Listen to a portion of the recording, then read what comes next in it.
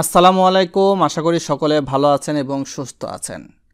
অভ্যন্তরীণ সম্পদ বিভাগ থেকে সঞ্চয়পত্রে কিন্তু নতুন মুনাফার হার ঘোষণা করা হয়েছে, যা জুলাই থেকে ডিসেম্বর পর্যন্ত কার্যকর থাকবে 2025 সালে।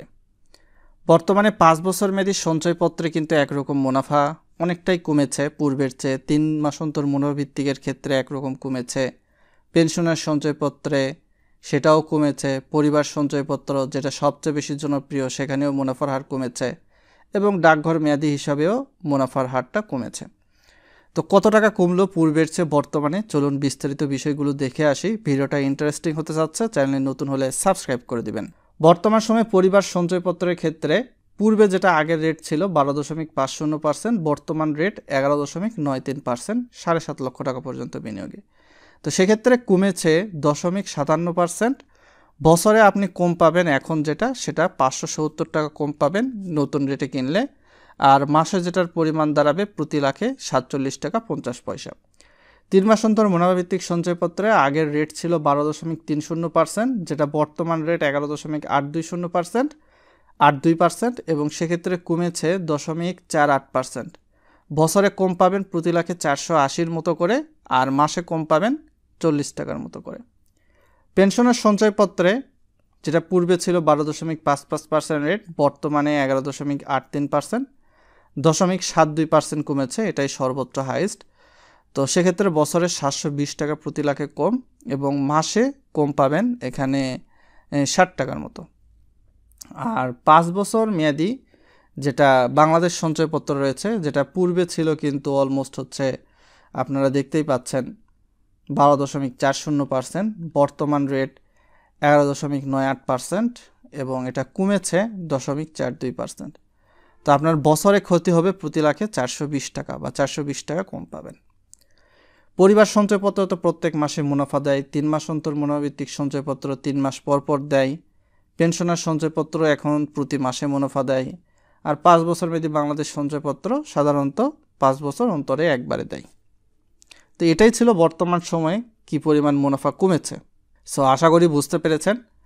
তবে মুনাফা কমলেও চিন্তা নেই, পূর্বে যারা সঞ্চয়পত্র কিনে রেখেছেন, এখানে বলাই হয়েছে জাতীয় সঞ্চয় অধিদপ্তরের আওতায় যে স্কিমগুলা পূর্বে কিনা রয়েছে 1 জুলাই 2025 পূর্বে, সেক্ষেত্রে পূর্বের রেটটাই কার্যকর হবে।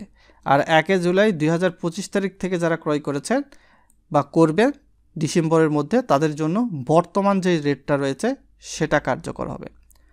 আপনারা যদি জানতে চান যে আসলে প্রতি লাখে প্রতি মাসে বা 3 মাস পর বা একবারে 5 বছর পর কত টাকা মুনাফা পাবেন, 7.5 লক্ষ টাকা পর্যন্ত বিনিয়োগে, 7.5 লক্ষ টাকার বেশি বিনিয়োগে, এ সম্পর্কে যদি জানতে চান ভিডিওর কমেন্ট বক্সে জানাবেন। সেক্ষেত্রে আমি চার্ট বাই চার্ট ভিডিও আনবো। প্রত্যেকটা সঞ্চয়পত্রের ক্ষেত্রে ভিন্ন ভিন্ন নিয়মে আপনাদের যে হাতে মুনাফাটা ঢুকবে ব্যাংক অ্যাকাউন্টে, সেটা ট্যাক্স কাটার পূর্বে বা পরে কীরকম আসবে সেটা জানাবো। তো এখন তো দেখতে পাচ্ছেন 5 বছর মেয়াদী বাংলাদেশ সঞ্চয়পত্রে 7.5 লক্ষ পর্যন্ত 11.83%, 7.5 লক্ষের বেশি 11.80%, 3 মাস অন্তর মুনাফাভিত্তিক সঞ্চয়পত্রে 7.5 লক্ষের মধ্যে 11.82%, 7.5 লক্ষের বেশি 11.77%।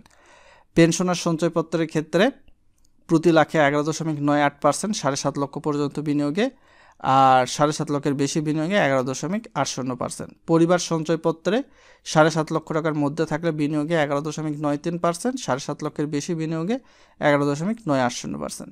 আর ডাকঘর ব্যাংকের মেয়াদি হিসাবের ক্ষেত্রে 7.5 লক্ষের মধ্যে থাকলে 11.82%, 7.5 লক্ষের বেশি হলে 11.77%। তো এটাই ছিল বিস্তারিত আপডেট। একদম যিনি সচিব মহোদয় রয়েছেন, সহকারী সচিব, তিনি কিন্তু ইতিমধ্যে সিগনেচার করে এই যে বর্তমান সময়ে নোটিশটা, সেটা কিন্তু জাতীয় সঞ্চয় অধিদপ্তরের ওয়েবসাইটে গেলে পাবেন।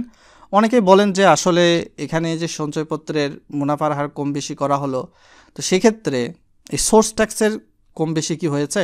না, আপনি 7.5 লক্ষ টাকা বা 7 লক্ষের বেশি, এর সঙ্গে সোর্স ট্যাক্সের সম্পর্ক নেই। সোর্স ট্যাক্স পূর্বে যেমন 5 লক্ষ টাকা পর্যন্ত বিনিয়োগে 5% হারে, 5 লক্ষের বেশি বিনিয়োগে 10% হারে সোর্স ট্যাক্স কাটতো, ঠিক সেম টু সেমই কাটবে।